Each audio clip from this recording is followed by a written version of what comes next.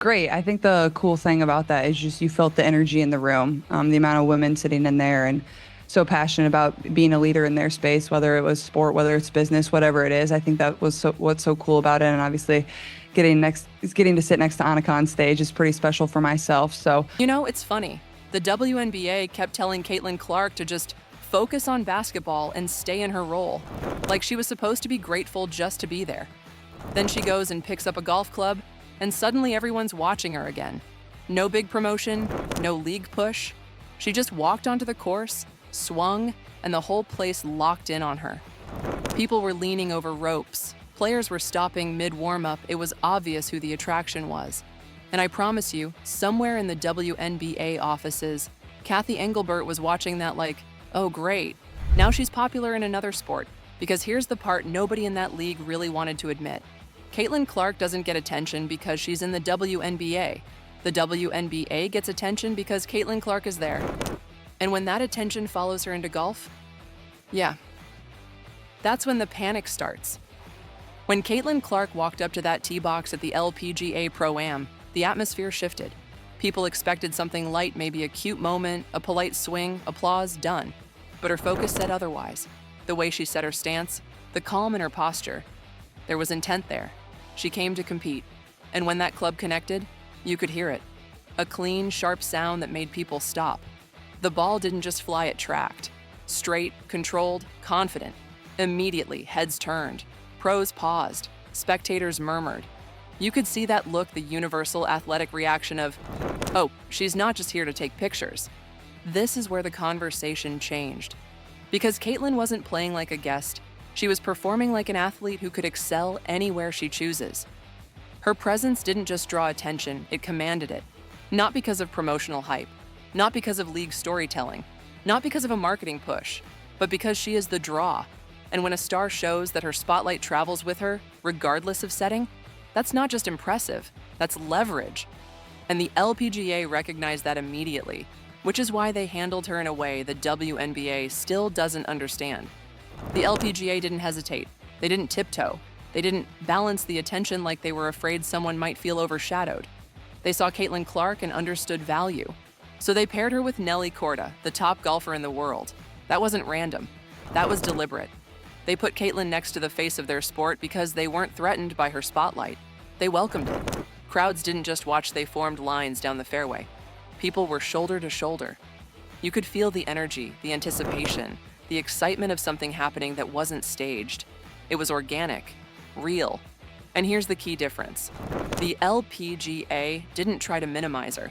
They didn't try to teach her her place. They didn't try to spread attention evenly. They said, we have a superstar. Let's use that.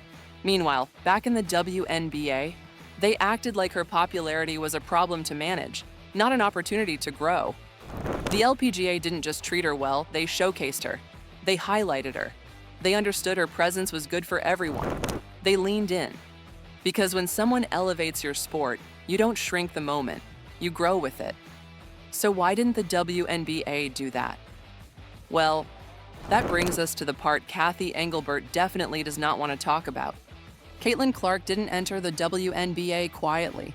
She arrived with the most hype the league has seen in decades, the highest ratings, the biggest ticket sales, merchandise flying off shelves.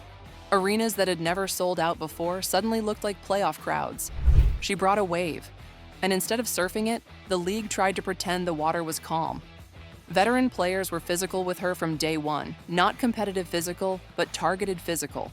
Cheap shots, late bumps, full court harassment, and the league stayed silent. No fines, no statements, no emphasis on protecting the face of the league. Meanwhile, commentary around the league pushed the idea that Caitlin's popularity was overrated, that she wasn't special, that her fans were bandwagon casuals. All while every ticket Caitlin touched instantly sold out. It wasn't just mishandling, it was denial. The league had a cultural phenomenon in its hands and acted like it was a scheduling inconvenience. And Caitlin, she didn't snap back. She didn't complain, she just kept hooping. But the fans noticed, sponsors noticed, executives noticed. So when Caitlin walked into another sport and the LPGA said, "Welcome, we're glad you're here," The contrast couldn't have been louder, and that contrast is exactly what sent Cathy Engelbert into full panic mode. Thousands of miles away, while Caitlin was shining on the golf course, Cathy Engelbert was watching probably refreshing numbers, looking at projections, emailing committee rooms with subject lines like, "We need to discuss optics." Because when the LPGA broadcast numbers jumped, when event attendance spiked, when highlight clips started spreading, not because of golf, but because Caitlin Clark was there. It hit Cathy like a surprise mid-season salary cap review. Caitlin's star power does not belong to the WNBA. It belongs to the audience. And the worst-case scenario for a commissioner? The audience realizing they don't need your league to see the player they love. Sponsors started asking questions like, can we activate Caitlin without the WNBA involved? Can we run dual sport campaigns? Can we shift spend toward golf? That right there is the true panic trigger. Because the WNBA hasn't just been using Caitlin's star power, they've been depending on it. And dependency without control, that's a commissioner's nightmare. Suddenly, Cathy's entire balance the spotlight approach started to look less like leadership and more like fear. Fear of a reality where the biggest revenue driver the league has ever had doesn't need the league. Meanwhile, in the golf world, Caitlin was being treated like she belonged there, and that matters more than most people realize. On that golf course, Caitlin wasn't the target. She wasn't the storyline people argued about. She wasn't the rookie who needs to earn it. She was an athlete among athletes. Nelly Korda didn't see Caitlin as competition for attention. She saw her as a partner in elevating the moment. Players laughed with her. They offered tips. They welcomed her into their space. No jealousy, no side-eye, no prove you belong here energy. It was respect by default. And you could see the difference in Caitlin's shoulders, her expressions, the ease in her posture. She looked like someone who could finally exhale. Compare that to the WNBA season, where every game felt like a trial. Hard fouls, dismissive commentary, constant undercutting of her impact in golf. Caitlin didn't have to fight for space. She didn't have to justify her presence. She didn't have to shrink to make others feel comfortable. She was allowed to shine naturally. And when an athlete feels appreciated, understood, and genuinely welcomed, they don't forget that. And just when it seemed like things couldn't escalate more, one person entered the picture who changed everything. Then came the invitation, not from just anyone, from Michael Jordan. Not just the greatest basketball player ever, but the blueprint for how to turn athletic excellence into generational influence. Jordan invited Caitlin to Grove 23's private course, the place where champions, investors, ownership figures, and power brokers meet. If the LPGA event was a spotlight, Grove 23 is the boardroom. You don't get invited there because you're popular. You get invited because you're significant.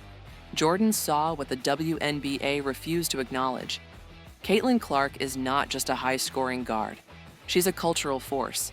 And the best part, Jordan didn't just play golf with her. He talked to her about longevity, about brand power, about controlling your image instead of letting others control it for you. And somewhere, Cathy Engelbert probably whispered into a meeting room, "She's slipping away." Because when Michael Jordan validates your path, you don't stay small. But Jordan wasn't the only one who noticed business leaders did too. Caitlin's crossover impact sent a message corporate sponsors understand immediately. This is not a league-driven star. This is a consumer-driven star. That distinction changes everything. When a league creates a star, the league controls their value. But when the public creates a star, the league just tries to keep up. Nike Golf, marketing firms, event organizers, they saw Caitlin's Pro-Am impact and started discussing multi-sport positioning. Not Caitlin Clark, WNBA guard, but Caitlin Clark, global sports figure. That's Serena-level positioning. That's Tiger-level positioning. That's Naomi Osaka-level influence potential. And the WNBA didn't build that. Caitlin did, which means she can take it anywhere. This is where sponsors start asking a dangerous question. What happens if Caitlin spends more time in golf? Because the answer is, the audience follows her. Not the league, not the broadcast deals, her. And that reality makes one rivalry look very different. Because while Caitlin was expanding her universe, someone else was watching closely and reacting emotionally. Angel Reese didn't need a press conference or a microphone to react. You could see it in the timing, in the tone, in the way she tried to insert herself into a moment that wasn't hers. While Caitlin was building relationships with legends, Angel was watching shadows, measuring attention, trying to keep pace in a race she wasn't trained for. This is the difference. Caitlin builds quietly. Angel responds loudly. Caitlin elevates the space she enters. Angel questions why she's not the center of it. One is growing, one is clinging. And look, Angel Reese is talented, competitive, marketable, nobody is denying that. But there's a difference between being popular and being undeniable. Caitlin is undeniable, not because of media hype, not because of marketing narratives, but because crowds react to her instantly, no prompting required. Angel wants respect. Caitlin attracts it. That's why one gets invited to Grove 23 and the other gets caught reacting to it, which leads to the truth. Cathy Engelbert is now forced to acknowledge whether she wants to or not. There are stars in sports, there are icons, and then there are drivers. Drivers don't just play in a league, they make the league revolve around them. Caitlin Clark is a driver. The WNBA's attendance surge, driven by Caitlin. The record-breaking TV ratings, driven by Caitlin. The ticket sellouts in cities that had never sold out, Caitlin. The merch boom, Caitlin. The surge of new fans, Caitlin. She didn't rise inside the WNBA system. The WNBA rose because she arrived. And that is the exact scenario Cathy Engelbert tried to avoid. Because when one player becomes the engine, the league needs them more than they need the league. And now fans know it, sponsors know it, executives know it, and Caitlin definitely knows it. She doesn't have to leave the WNBA to show her power. All she has to do is walk into another sport, and the spotlight follows. So the question becomes, what does Caitlin Clark do next? Caitlin's golf return this year isn't a side project, it's positioning. Positioning for brand expansion, for ownership-level influence, for multi-sport legacy, the kind very few athletes ever achieve. But here's the key. She has to reconnect directly with the fans who supported her from Iowa to the pros. Not with marketing, not with speeches, but with presence. The smile, the joy, the accessibility, the signature thank you she gives to every kid waiting behind the rope.